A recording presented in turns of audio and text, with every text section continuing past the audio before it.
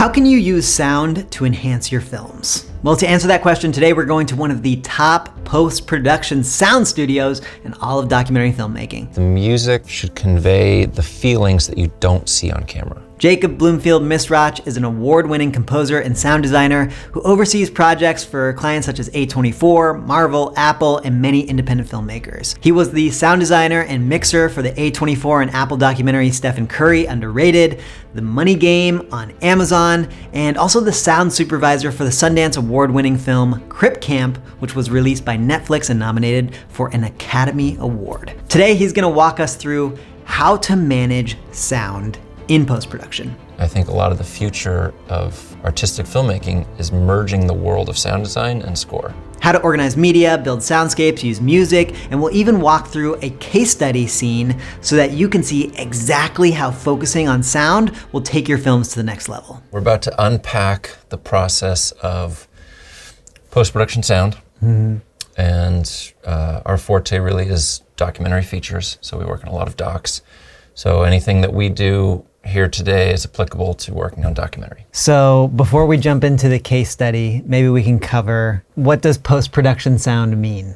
Post-production is anything that happens after you've captured your production sound. Post-production includes management and organization of your media, which is super important from start to finish because these projects get really big. So organization is very helpful. Then that gets turned into a dialogue edit and production sound editing. So just taking what you've gotten and cleaning it up and getting some of the clicks and pops out and the noise and the barking dog, all that stuff happens in a dialogue edit. And then sound design, which can be literal or diegetic sound design of if a car goes by and you want to hear that better, you cut in the sound of a car. Or non-diegetic sound design, if there's an ominous moment, you could put in some low rumbly stuff that's not really tied to a literal moment in the film, but it creates a feeling. And then bringing in the score and music and how to make good music choices and where to pull good music sources. And then all of that gets put together for a final mix and how to make those things fit together so that you have a nice thing to send off for festivals or distribution. This is a sound design studio, so this is the specialty of this studio. But these are all things that everyone out there watching right now can do with their own projects. They can do it in whether they're shooting and editing in Final Cut or Premiere, or it looks like we're gonna be looking at Pro Tools today. These are all things that they can do as well. That's correct. Okay, we're in the field, we've captured, we're bringing things back to our editing software. Are there any first step principles when it comes to organizing sound? Yeah, have clear groups of tracks. So all your voiceover should be on one group of tracks, never to be intercut or mingled with, say, music or sound effects. Your sit-down formal dialogue interviews, like we're doing right now, should be on its own group of tracks, not to be intercut with, let's say, run and gun, or let's say you just happen to catch this one great moment of you're driving with the character in your film and you just capture some stuff of the two of you talking in the car. Don't put that on your voiceover tracks, don't put that on your formal sit-down tracks, because from an audio standpoint, those are going to be processed and mixed very differently. Okay. For sound effects, if you are planning to do your own sound design on your own, you can organize your sound effects into groups like ambiences, so that you can always find your trees and your birds or your distant traffic in one set of tracks. You can find your spot effects of, let's say you need to put keys jingling as you open the front door, or someone slams a car door. Things like that could all be on one specific set of group tracks. That's good for me to hear, because I so often like to have, the tightest timeline in the edit, where it's it looks like everything is just in just a very couple compact. layers. Yeah, very the Tetris compact. game. Exactly, Yeah. exactly. Don't do that. But don't do that, because it's gonna be harder to find things later in the process of where is that? Where is that sound that I need to adjust a certain amount of decibels or things like that?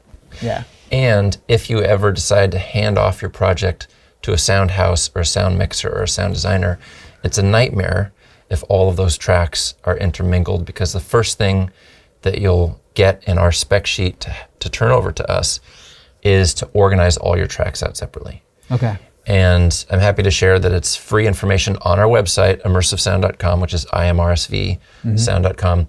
There's a delivery spec page where all of this is written out. Okay. So go to the website, and all of this is very clearly labeled on voiceover, dialogue, sound design. We call them PIX tracks, if it's picture department sound effects, so that we know how to keep your sound effects you've already worked hard on intact before we start adding our own layer of sound effects. And just for a little bit of perspective, when you're doing sound design on a feature-length documentary, how many tracks are we talking here? Is Hundreds. it like hundreds? Hundreds it Just goes of down. sound design, yeah. Wow.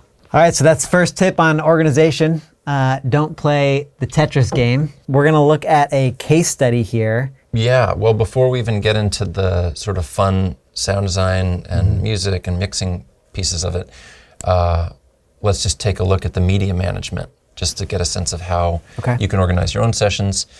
So over here in Pro Tools, we've got a bunch of track options. I'm gonna pull in the AAF, and let's just collapse everything. And for all those watching, I do not use Pro Tools, I use Premiere, so I'll try my best to kind of ask the questions that, for those who are also editing on Premiere, will make it so we can kind of translate the timelines we're looking at onto our editing software.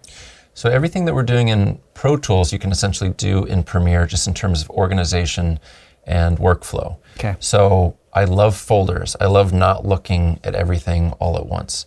So we've got our video track up at the top here. This AAF is very important. This is what the filmmaker will deliver to the sound team.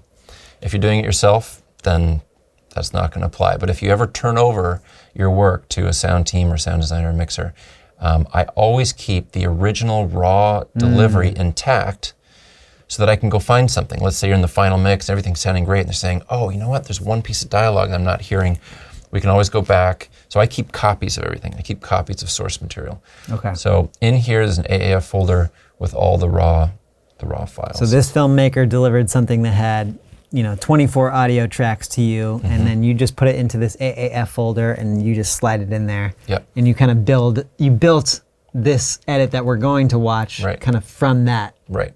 Okay. I'll copy their media down. So these tracks up here are going to be dialogue tracks. So I'll copy their media down into our dialogue tracks, and you'll see we have two groups of dialogue, A and B. A is going to be the sit-down formal interviews. Let's see if we've got some over here. Yep, got a formal interview there. And then our dialogue B tracks will be informal dialogue of just walking around, talking in the street, doing different different sources. Okay. So I copy them down so I can always find the originals, and then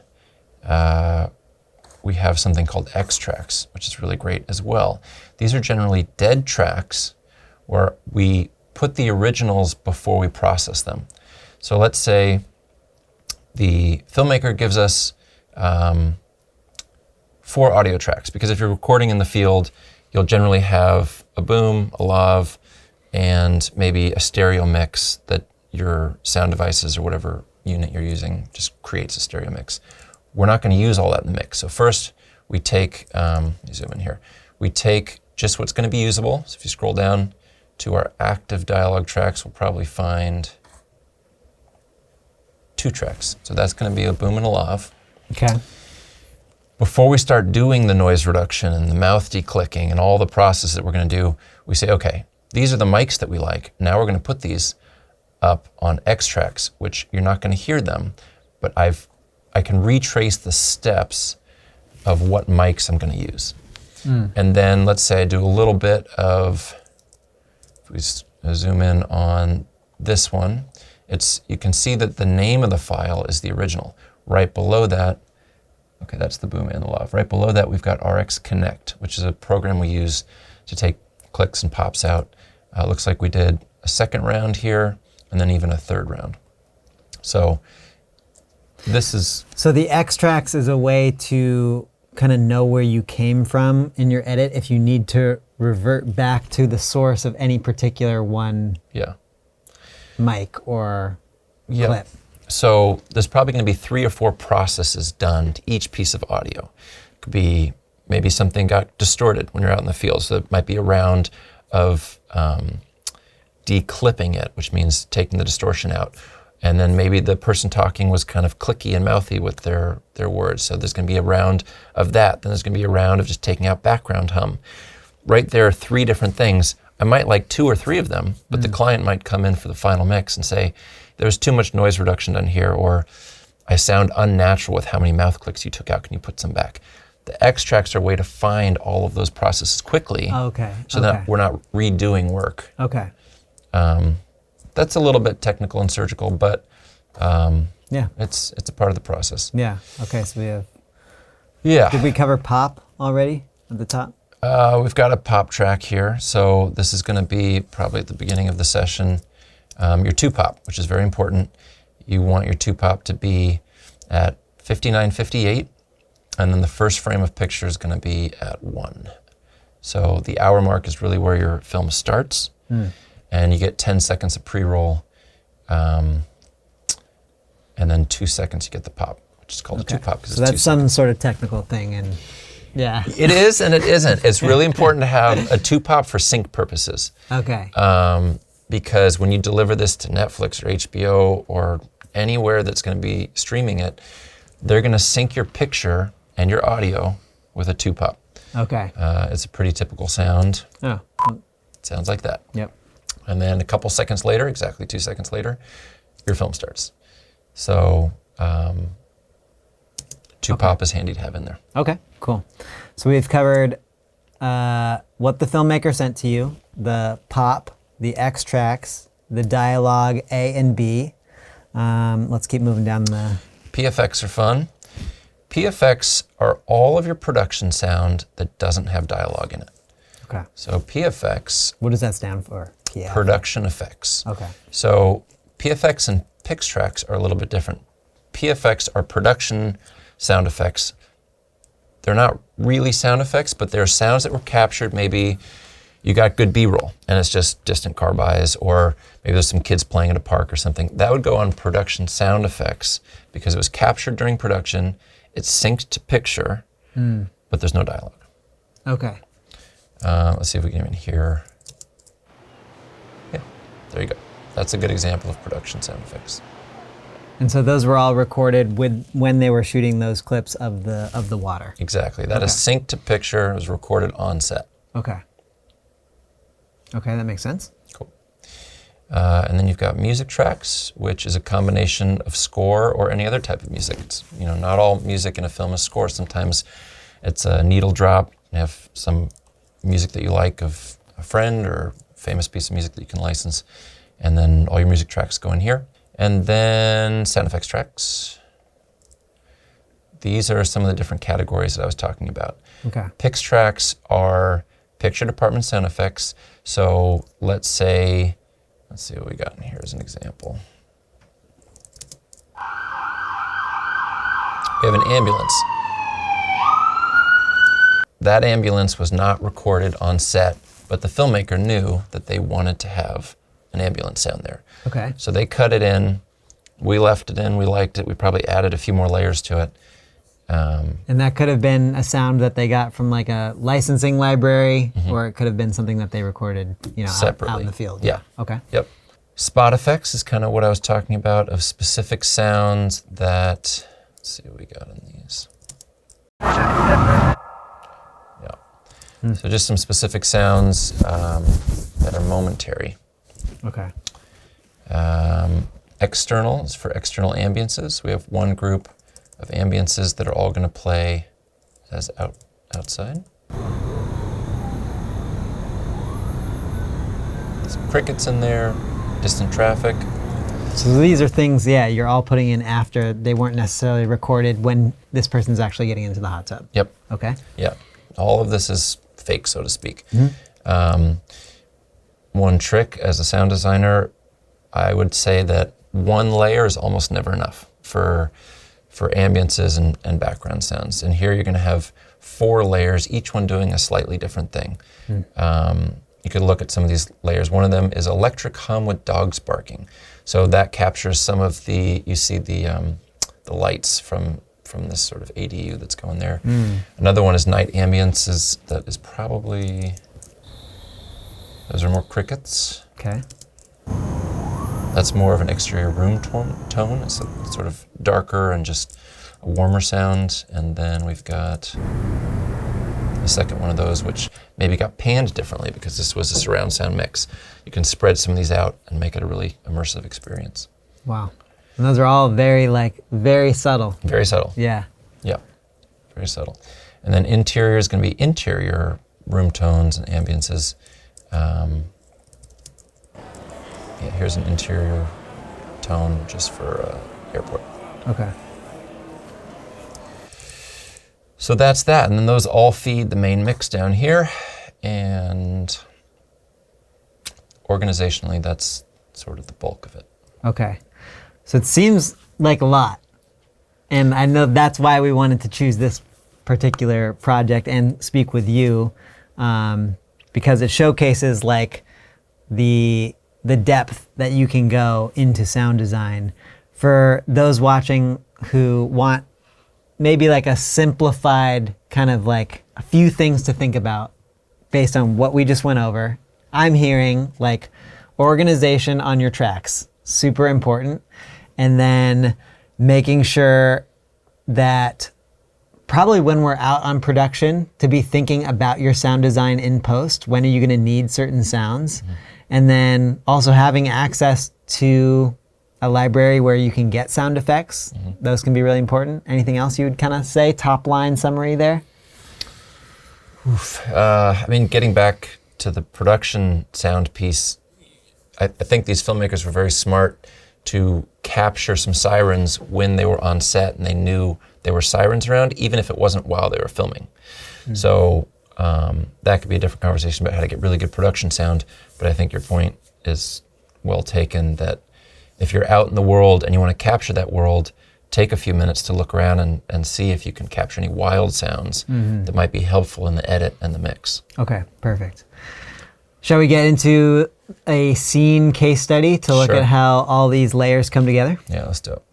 I also just want to be very thankful of these particular filmmakers. It's two filmmakers. We can put their information in the credits. Yeah. And they're very generous to share this film. It's a great film. It's an important film. It's a delicate film about PTSD and healing it through alternative medicines. So to set up the scene a little bit, there's two people who were trying to use psychedelics to heal some of their emotional wounds.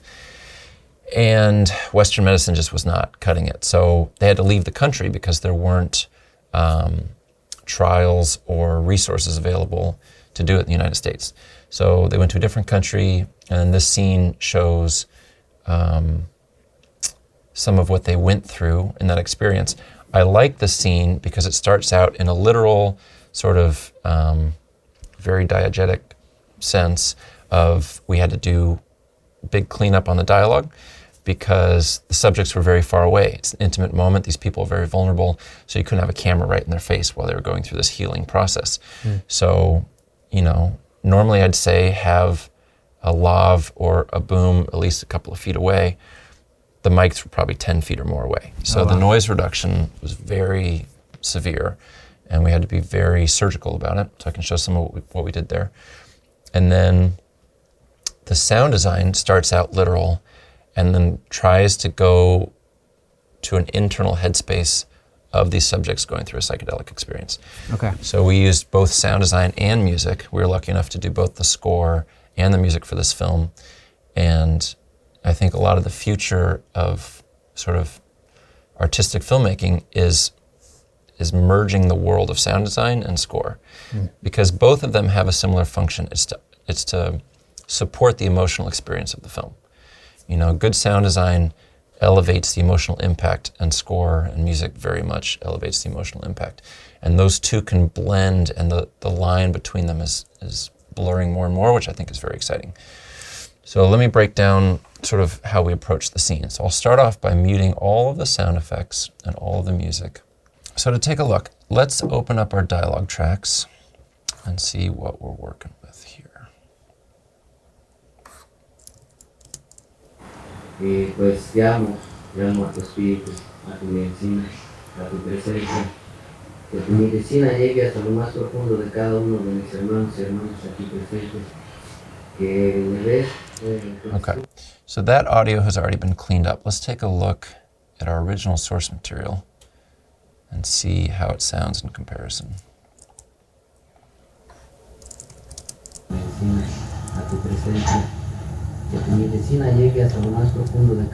So right away I hear a lot more hiss. Yeah. We can zoom in on the waveforms. They all look pretty quiet because they were so far away.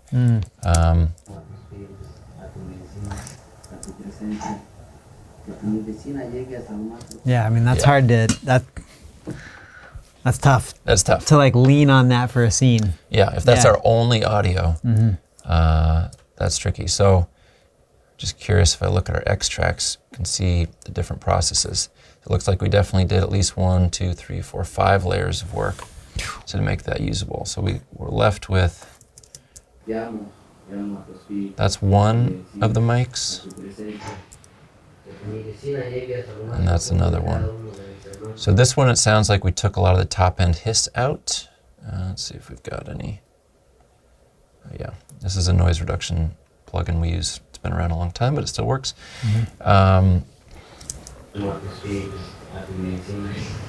bypassed. And that's engaged. There's a bunch of low rumble it's taking out, so that was useful. And that's in addition to 5 rounds of surgical noise reduction. So anyway, that's some of the dialogue work that we would do.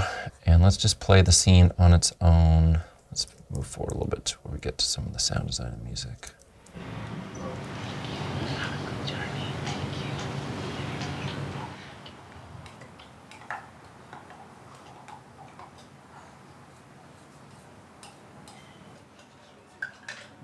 So here they start to take the medicine.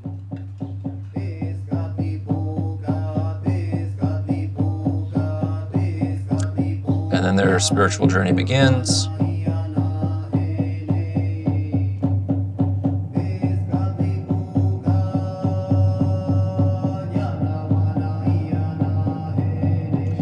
one of the first things you'll start to hear is just reverb. And reverb is a powerful friend. It's a dangerous friend to overuse, but it's something that we used a little bit on this one just to take us into a dreamy headspace. And we have it set up as a send here, so we could probably even watch as the fader starts to grow.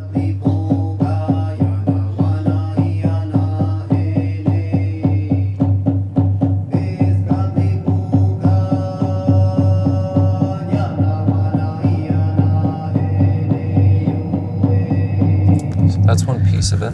So is that something with that reverb coming in and taking us to that dream-like place? Is that something where the filmmaker is asking you to do that, or are you coming in and making that creative decision in the edit?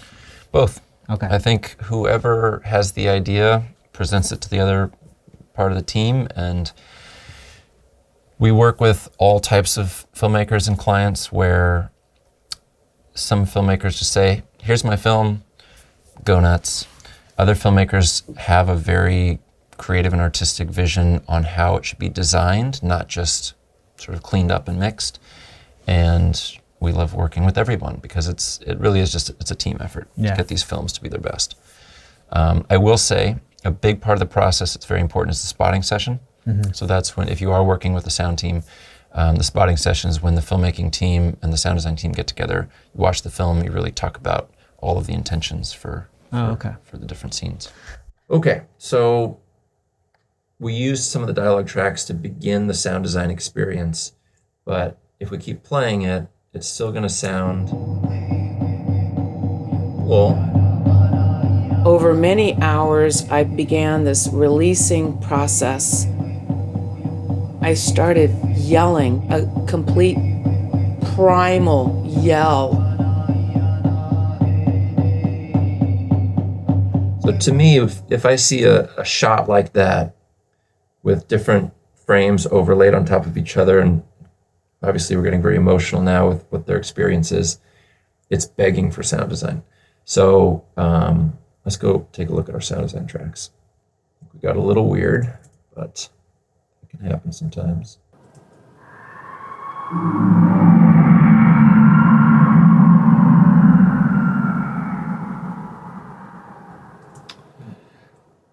just a little bit too much on the edge of horror film for me. Yeah. But we tucked it way in under the music just to give you some sense of distress. Okay.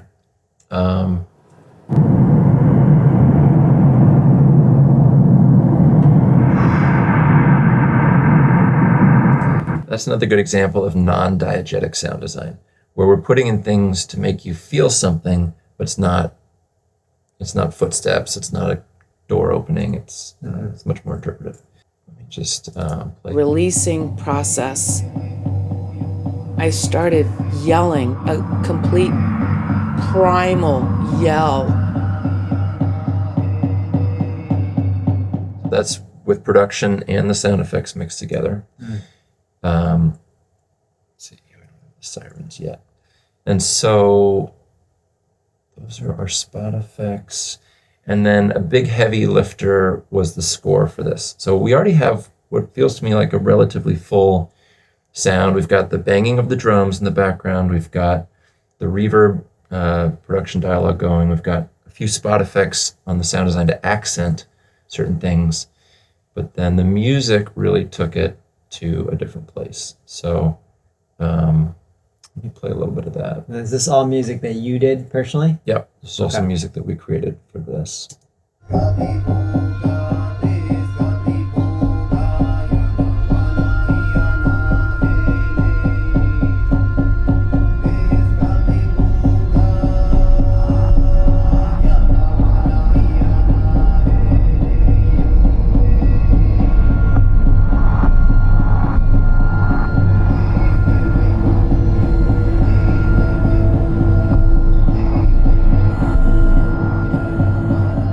Over many hours, I began this releasing process.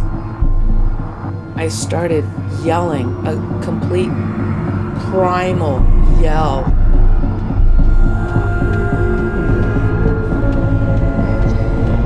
I got woke up from the screaming and I flipped open my eye shade. Everything was bright. There was these two white figures over one of the people that were screaming these things. You get the music. They were both covered in blood, and the blood was like going everywhere. It seemed like a bad car accident to me. How much of a difference emotionally that I'm makes? trying to erase trauma like this out of my brain, and instead, it gave me more. Was involved in what Santa Cruz County called the worst vehicle accident in the county's history. 2 adults. So cutting the music in and out, it really Huge difference. Yeah. Huge difference. It's really about the feeling. So I think as a composer or even as a director, your goal is to think of what is the feeling of the scene. And I like to make those decisions based on the needs of the film and the characters in the film. So these characters, I mean, they're real people, but they were going through a very overwhelming experience. So I wanted to make it sound and feel like a very overwhelming experience. In this particular piece of music, it's not bombastic. There's not like an orchestra or a bunch of big drums, but emotionally it feels very overwhelming to me. How do you define what your role is when it comes to creating music for a scene like this? I agree to some degree on you don't want to tell the audience what to feel or how to feel, but also as a filmmaker, you're making a piece of art that's supposed to convey an emotion, and I think the filmmaker should be in control generally of what the feeling of the film is. Okay. So we don't want any tiny violins. You know, if there's a scene and a dog dies, you don't need to put in some really sad stuff. There's a great quote that I heard that says the music should convey the feelings that you don't see on camera. There's a lot of different types of music you could put over the scene. You could put solo piano because it's an intimate experience they're going through. You could put strings that are kind of tucked away and maybe a little bit of drama to them. But to me, what they're going through feels somewhat chaotic. And I think with deep psychedelics, there's a lot of a loss of control. I think that's a lot of the point. You're losing control of your ego in that moment to find something deeper. And so thinking about your filmmaking in that sense of what are the feelings that aren't necessarily on camera, but that are really underneath all that. I feel like this music basically conveys sort of a darker loss of control in a pretty big way. Yeah. And what was fulfilling about this project for you? Yeah. I love some of the risks that we were able to take on this film. I think documentaries are having a great moment right now where there's a lot more exploration that's happening with them. And anything that's entering into psychedelic phase sort of lends itself to that. I don't think that's the only thing about it. These filmmakers were really open to figuring out how to support these deeper emotional journeys that these filmmakers are going on. And I think getting into risk-taking, whenever you can try to dig a little bit further below the surface of what the feelings are underneath these characters, you get to more rewarding stories and more rewarding filmmaking. The sound is a huge part of how a film feels. The dialogue is a huge part of how the information is conveyed, but the feeling, most of the time, is from sound design and music. Yeah. One of the things that I'm taking away from this session here is when I'm setting out to do my own documentary project, I think through like the story, I think through the themes, I think through the characters, and then I choose as a cinematographer like my visual language in a way that's going to match that story. Whether I'm going to be all on a tripod or if I'm going to be going handheld or, you know, the proximity to the characters, things like that. I don't typically do that with sound, and it's probably because by the time it's ready for sound design, I'm tired. Right. And I'm ready for it to just be out in the world, and I don't feel like an expert when it comes to sound. And so it's just some place where I kind of like lose energy, that part of the process. So I think this is like a reminder, and I'll have to experiment with ways that I can get like that extra boost of energy when it comes to the sound design process to then start thinking about what is the soundscape of this story. And maybe that's something I should be thinking about like from the jump, not just when I get to the end of like picture lock. Maybe it should be something that I'm thinking about when I start, just the way I do with cinematography. I think the more intention that you put into the sound of your film when you're editing it, shooting it, preparing it, the better it will be when you hand it off to anyone else to finish it. And that's what those PIX tracks are for, the picture department sound effects, because this film's a good example. They cut in sounds to show us the intention of the type of work and tonality that we needed to create. And the more, even if it's hard for you, and I totally get being burnt out by the end of an edit, you know, documentary filmmakers work for years. And it's our job to then gently receive this thing that you've worked on so long and so hard. If you have the bandwidth to cut in temporary sound effects that might even stay as final sound effects, it helps you organize your own feelings about the type of work that we should be doing for you. Yeah. If you're just burnt out, that's fine. There's plenty of filmmakers that come to us and say, I'm over it. I've been working on this film for 10 years. Please just take it away from me and like make it sound good. Yeah. And then we'll have a spotting session. We'll sit there all day long. We'll have a lot of conversation about what we need to do, and we'll make it great. So any amount of prep is worthwhile. Well, okay, for those watching, drop a comment with questions that you have about sound design, about anything that we just went over, because we live close to each other, and so I can try to get some more time on his schedule and come ask him the specific questions that you have. Jacob, thank you so much. I'm going to put the links and information to Immersive Sound if you want to check it out in the description. Thank you for watching.